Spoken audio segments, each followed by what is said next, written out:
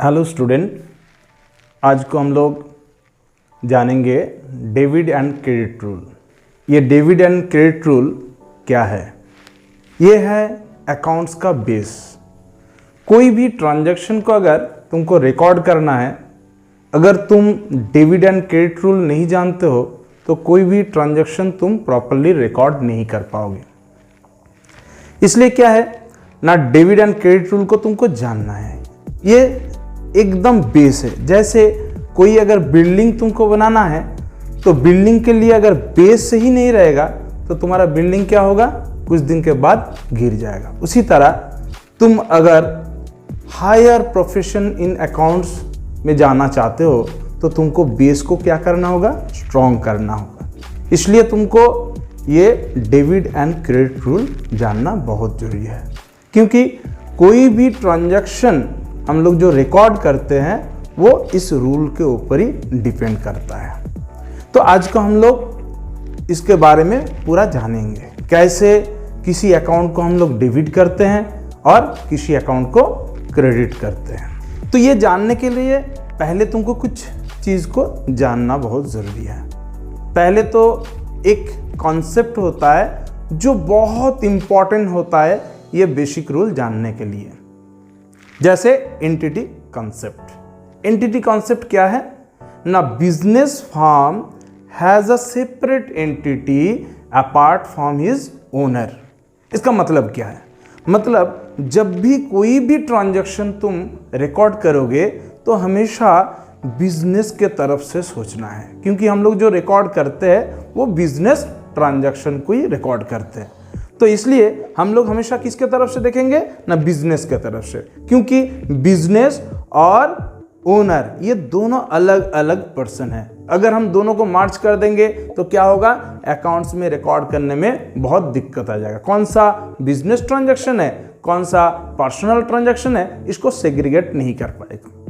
इसलिए क्या करना होता है ना, पहले हम लोग को ये कॉन्सेप्ट को जानना होता है। कॉन्सेप्ट क्या है ना, एंटिटी कॉन्सेप्ट, जिसमें क्या होता है, ओनर अलग, बिजनेस अलग। और हम लोग क्या करेंगे ना, सारा ट्रांजैक्शन जो भी रिकॉर्ड करेंगे from the view point of the business. Okay, ये हो गया कॉन्सेप्ट। अभी क्या है ना, कोई भी ट्रांजैक्शन जो रहता है उसमें क्या होता है ना, टू फोल्ड, क्योंकि हम लोग का जो सिस्टम है इसको हम लोग बोलते हैं double entry system of book keeping.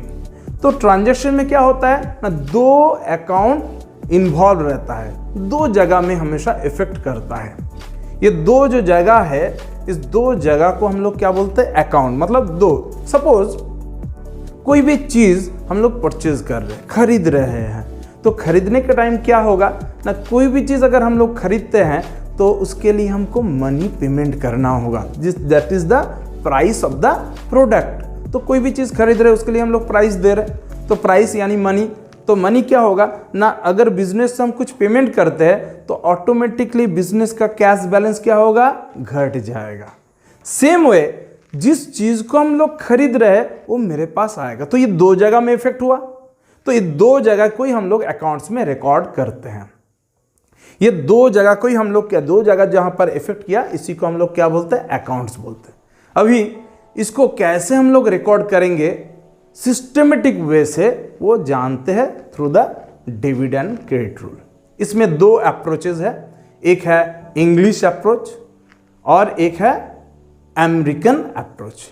English approach जिसको हम लोग ट्रेडिशनल अप्रोच बोलते हैं, और American approach that is the modern approach. आज को हम लोग ये ट्रेडिशनल अप्रोच जो इंग्लिश अप्रोच है उसके बारे में जानेंगे। इसमें क्या है ना, इसमें हम लोग का मेन जो चीज है, जो दो अकाउंट रिलेटेड है, वो क्या क्या नेचर का है ये हमको जानना है। अगर हम लोग को नेचर पता चल जाएगा तो इजीली हम लोग क्या कर सकेंगे, उसको as per debit and credit हम लोग उसको लिख पाएंगे। तो पहले क्या क्या जानना होगा, उसके लिए देख लेते हैं अकाउंट्स कितना टाइप का होता है।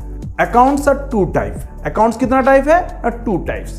देखो यहाँ पर अकाउंट्स को हम लोग डिवाइड करते हैं टू टाइप में। एक को बोला जाता है पर्सनल अकाउंट, पर्सनल अकाउंट। दूसरा है impersonal account. Again impersonal account are two type, ये इम्पर्सनल अकाउंट है टू टाइप का, एक को बोला जाता है रियल अकाउंट, एक होता है नॉमिनल अकाउंट। क्या क्या बोले ना, पहले तो अकाउंट्स, ये अकाउंट्स टू टाइप का है, पहला है personal account, another is impersonal account. Again impersonal account सब डिवाइडेड इन टू क्लासेस, एक को हम लोग बोलते हैं रियल अकाउंट और दूसरा होता है नॉमिनल अकाउंट। लेकिन इसका जरूरत क्या है ना, पहले हम बोले कि कोई भी अगर ट्रांजैक्शन को रिकॉर्ड करना है तो उस ट्रांजैक्शन में क्या होता है ना, दो रिलेटेड अकाउंट उसमें इन्वॉल्व रहता है। उस दो रिलेटेड अकाउंट का अगर हम लोग नेचर नहीं जान पाएंगे तो हम लोग उसको किसको डेबिट करना है किसको क्रेडिट करना है ये हम नहीं जान पाएंगे। इसलिए इसका नेचर जानना बहुत जरूरी है। जो अकाउंट रिलेटेड है वो क्या पर्सनल अकाउंट है ना कि रियल अकाउंट है ना नॉमिनल अकाउंट है। तो पहले हमको उस ट्रांजैक्शन को देख के समझना होगा उसमें जो दो रिलेटेड अकाउंट है वो कौन सा नेचर का है, पर्सनल अकाउंट। ये पर्सनल अकाउंट अगर होगा, मान लो उसमें एक पर्सनल अकाउंट है, तो उस पर्सनल अकाउंट का क्या रूल होगा, कैसे हम लोग समझेंगे वो पर्सनल अकाउंट है। तो पहले हम लोग को क्या जानना होगा, पर्सनल अकाउंट के बारे में। ये पर्सनल अकाउंट क्या है, पर्सनल अकाउंट में भी है इंडिविजुअल, कोई इंडिविजुअल हो सकता है, कोई फर्म हो सकता है, कोई कंपनी हो सकता है। तो इसमें क्या है ना, इंडिविजुअल हो चाहे फर्म हो चाहे कंपनी हो, कुछ भी हो, तो ये सभी क्या है ना पर्सनल अकाउंट है। जैसे कि स्कूल, जैसे स्कूल, कुछ भी स्कूल का नाम हुआ तो स्कूल क्या है वो पर्सनल अकाउंट।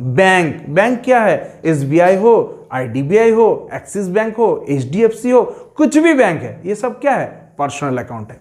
तो हमको पता करना होगा कि उस ट्रांजैक्शन में वो पर्सनल अकाउंट इन्वॉल्व है कि नहीं। अगर इन्वॉल्व है तो उसको रिकॉर्ड करना है कि नहीं, क्योंकि वो भी डिपेंड करता है रिकॉर्ड करने का टाइम कि वो पर्सनल अकाउंट को लिया जाए कि नहीं लिया जाए। वो डिपेंड करता है किसके ऊपर, अगर किसी पर्सन को हम कुछ पेमेंट करते हैं, कि किसी पर्सन से हम कुछ लेते हैं, कि किसी पर्सन से हम पाते हैं, कि किसी पर्सन को हमको देना पड़ेगा, तो ये सारा विषय रहेगा तब भी जाके पर्सनल अकाउंट आएगा।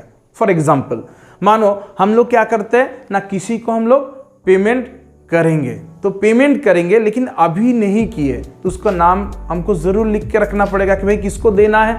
अगर नहीं लिख के रखेंगे तो हमको पता नहीं चलेगा भाई किसको कितना पेमेंट करना है, इसलिए हम नाम लिखे। लेकिन हम पेमेंट कर चुके तो उसका नाम का कोई ज़रूरत नहीं है, क्योंकि ऑलरेडी पे कर चुके हैं, तो वो पर्सनल अकाउंट इन्वॉल्व नहीं होगा।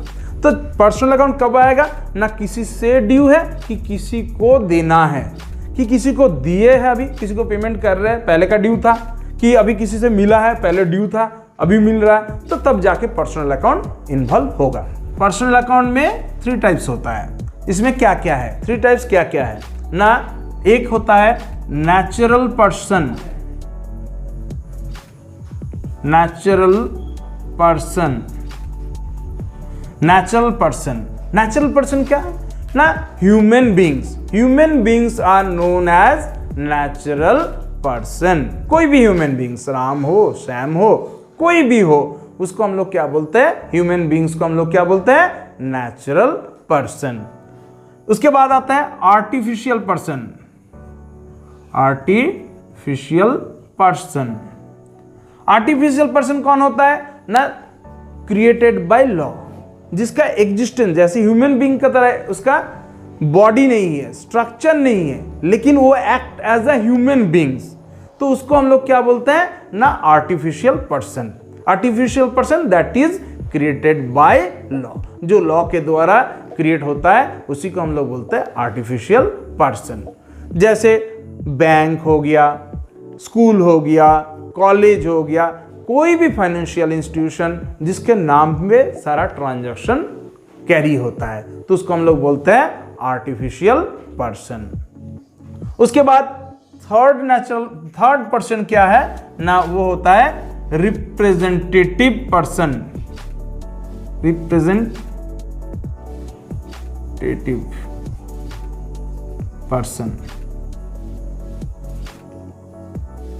रिप्रेजेंटेटिव पर्सन, जब कोई अकाउंट, कोई भी, वेदर पर्सनल, वेदर नेचुरल और आर्टिफिशियल, किसी को भी रिप्रेजेंट करता है, तब हम लोग उसको क्या बोलते हैं? Representative person.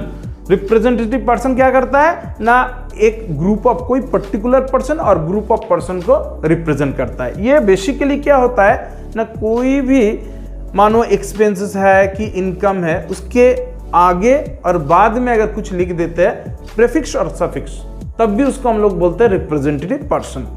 जैसे मान लो सैलरी है, तो फैक्ट्री में जितना वर्कर है कि तुम्हारा ऑफिस में जितना एम्प्लॉई है उसका सैलरी ड्यू है। फैक्ट्री में तो वेजेस दिया जाता है और ऑफिस में हम लोग जनरली सैलरी प्रोवाइड करते हैं, तो ये रेम्यूनरेशन है। तो ये सैलरी जो हम लोग देते हैं तो ये मंथ वाइज देते हैं। तो मानो अप्रैल महीना का सैलरी हम लोग कब देंगे? मई महीना में।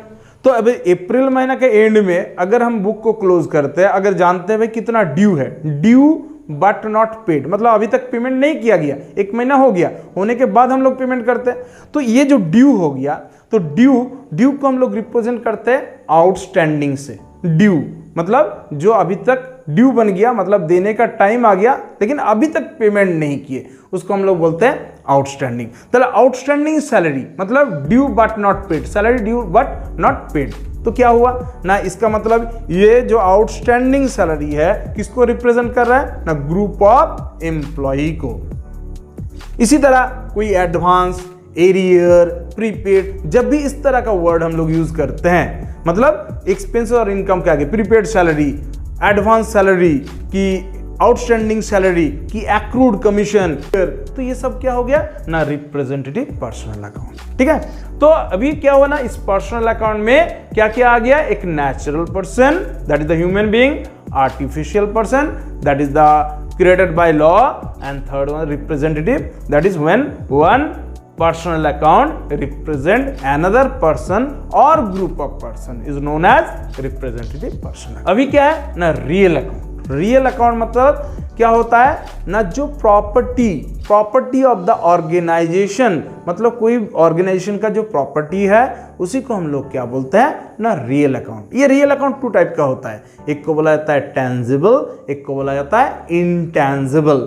टेंजिबल मतलब जिसको हम लोग देख पा रहे, टच कर पा रहे, फील कर पा रहे, सब कुछ, तो वो हो गया टेंजिबल। जैसे कैश हो गया, land and building, plant and machinery, furniture, fixture, motor vehicles, car, कुछ भी हो, ये हो गया टेंजिबल रियल अकाउंट। उसी तरह इंटेंजिबल रियल अकाउंट क्या है? जैसे गुडविल हो गया, पेटेंट हो गया, कॉपीराइट, ट्रेडमार्क, ये सारा है इंटेंजिबल रियल अकाउंट।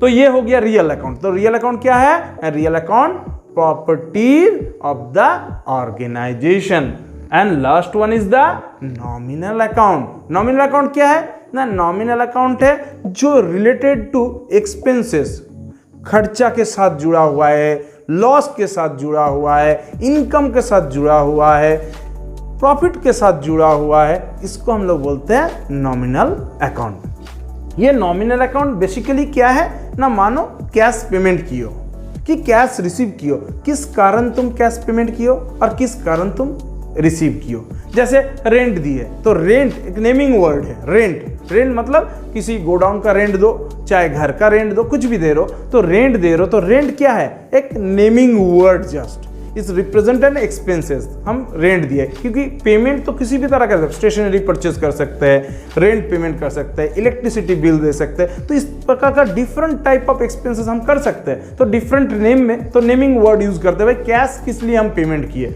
वो जानने के लिए, तब हम लोग नॉमिनल अकाउंट को यूज करते हैं। उसी तरह इनकम कि सेल करने के बाद हमको रेवेन्यू मिला, दैट इज कैश रिसीव हुआ, कि कमीशन मिला, कि डिविडेंड मिला, इंटरेस्ट मिला, तो ये सारा इनकम, तो ये नेमिंग वर्ड है। तो नेमिंग वर्ड बेसिकली क्या होता है ना, नॉमिनल अकाउंट होता है। अभी 3 प्रकार का अकाउंट हम लोग जान चुके हैं, मतलब हम लोग को जो फाइंड आउट करना है, एक ट्रांजैक्शन में जो 3 अकाउंट है उसमें 2 अकाउंट जो इन्वॉल्व है उस ट्रांजैक्शन में, कौन सा है, वो रियल है ना, पर्सनल है ना, रियल है ना, नॉमिनल है, कौन सा अकाउंट है, उसको हमको फाइंड आउट करना है। उसके बाद हमको क्या करना है, हमको देखना पड़ेगा कि भाई वो डेबिट होगा ना क्रेडिट होगा, और डेबिट होगा ना क्रेडिट होगा। तो ये 3 अकाउंट हम लोग को जान चुके हैं, एक पर्सनल अकाउंट, एक रियल, नॉमिनल। अभी हम लोग जानेंगे रूल कैसे होता है।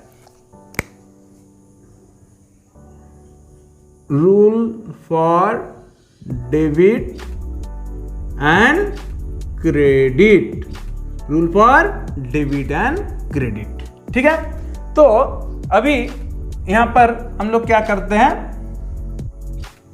मान लो 3 अकाउंट है। पहला अकाउंट क्या है ना, पर्सनल अकाउंट, पर्सनल अकाउंट। इसमें पर्सनल अकाउंट कब डेबिट होगा और कब क्रेडिट होगा ये जानेंगे। सेकेंड जो है क्या है ना, रियल अकाउंट, रियल अकाउंट। तो इसका कब डेबिट होगा, DR for debit, CR for credit हो गया। ये कब डेबिट क्रेडिट होगा। And the last one is the nominal account, nominal account. तो कब डेबिट होगा कब क्रेडिट होगा ना। पहले पर्सनल अकाउंट, पर्सनल अकाउंट कोई ट्रांजैक्शन में अगर पर्सनल अकाउंट इन्वॉल्व है तो हमको पहले देखना होगा भाई उस पर्सन को हम डेबिट करें ना क्रेडिट करें।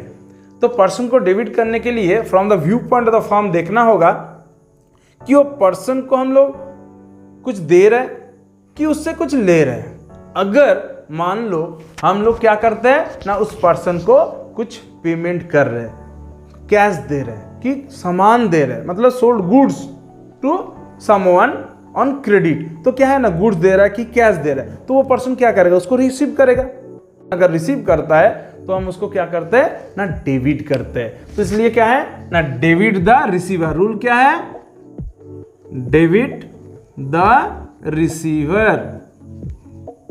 मतलब हम लोग क्या करेंगे ना, पर्सनल अकाउंट में डेबिट उसी पर्सन को करेंगे कब ना, जब वो रिसीवर होगा। रिसीवर ऑफ गुड्स हो सकता है, रिसीवर और कैश होता है, कुछ हो सकता है। तो जब भी हम कुछ देंगे तो उसको हम लोग क्या करेंगे ना, डेबिट करेंगे। तब क्रेडिट कब करेंगे ना, गिवर। अगर वो गिवर होता है, फर्म को कुछ देता है, तो उसको हम लोग क्या करेंगे ना, क्रेडिट करेंगे। कैसे, तब होगा credit the giver, credit the giver. मतलब पर्सनल अकाउंट रहेगा तो हमको देखना पड़ेगा, क्या देखना है, डेबिट करना है तो डेबिट द रिसीवर, क्रेडिट करना है तो क्रेडिट द गिवर। यानी फर्म किसी को देगा तो वो डेबिट बन जाएगा क्योंकि वो रिसीवर हो जाएगा from the view point of the firm. उसी तरह फर्म को कोई देगा तो view point of the firm वो क्या हो जाएगा ना, वो गिवर होगा। जैसे ओनर जब बिजनेस में इन्वेस्ट करता है यानी कैपिटल इंट्रोड्यूस करता है, चाहे वो गुड्स दे, चाहे वो कोई एसेट्स दे, चाहे कैश दे, कुछ भी देगा, तो from the view point of the business owner क्या है ना, giver of cash, giver of goods, giver of assets. तब हम लोग क्या करेंगे ना, उस ओनर को हमको क्रेडिट करना होगा। तो ओनर को हम लोग किससे लिखते हैं ना, कैपिटल से। तो कोई अगर तुमको पूछता है भाई कैपिटल को हम लोग क्रेडिट क्यों करते हैं ना, capital is a personal account. Giver, giver of cash हो सकता है, giver of assets, giver of goods, कुछ भी हो सकता है। इसके कारण हम लोग क्या करेंगे, कैपिटल को क्रेडिट करेंगे। उसी तरह जब ओनर बिजनेस से कोई पैसा की गुड्स, कोई एसेट्स विथड्रॉ करता है फॉर पर्सनल रीजन, मतलब बिजनेस विथड्रॉ कर लेता है, तब हम लोग क्या करेंगे ना, ओनर तब क्या हो जाएगा ना, रिसीवर हो जाएगा। Receiver of goods, receiver of cash, receiver of assets, कुछ भी हो सकता है। तब हम लोग क्या करेंगे, ओनर को हम डेबिट। तो ओनर को उस टाइम क्या बोलते हैं ना, ड्राइंग से रिप्रेजेंट करते हैं। जैसे इन्वेस्ट करने के टाइम कैपिटल बोलते हैं, ठीक विथड्रॉ के टाइम हम लोग क्या करते हैं, उसको ड्राइंग से। तब हम लोग ओनर क्या हो जाएगा, रिसीवर हो जाएगा from the view point of the business. तब हम उसको क्या करेंगे ना, रिसीवर बोल के डेबिट करेंगे। यानी receiver, debit the receiver, credit the giver. Real account, real क्या होता है ना, प्रॉपर्टी होता है। तो property of the business, business का प्रॉपर्टी। तो ये प्रॉपर्टी तो डायरेक्ट नहीं होता है, खरीदना पड़ता है। कि कभी कभी है तो उसको बेचते हैं, जरूरत पड़ता है तो स्क्रैप हो गया, कि नया कोई फर्नीचर लेना है तो रिप्लेस करना है, तो बहुत सारा चीज रहता है। बेसिकली कैश भी रियल अकाउंट है। तो इसमें क्या है ना, जब कैश आएगा उसको हम लोग डेबिट, कैश यानी रियल अकाउंट। कोई भी प्रॉपर्टी बिजनेस में अगर आता है तो उसको हम लोग डेबिट करेंगे, और बिजनेस से अगर चला जाता है तो हम लोग उसको क्या करेंगे, क्रेडिट करेंगे। तो इसलिए इसका जो रूल है वो क्या है ना, what comes in debit, what comes in debit, जो आएगा, कैश आएगा तो डेबिट करेंगे, कैश जाएगा तो क्रेडिट करेंगे। उसी तरह कोई फर्नीचर अगर खरीदते तो मेरा बिजनेस में आएगा, आने से उसको हम क्या करेंगे, डेबिट करेंगे, जाने से उसको क्रेडिट करेंगे। What goes out credit, what goes out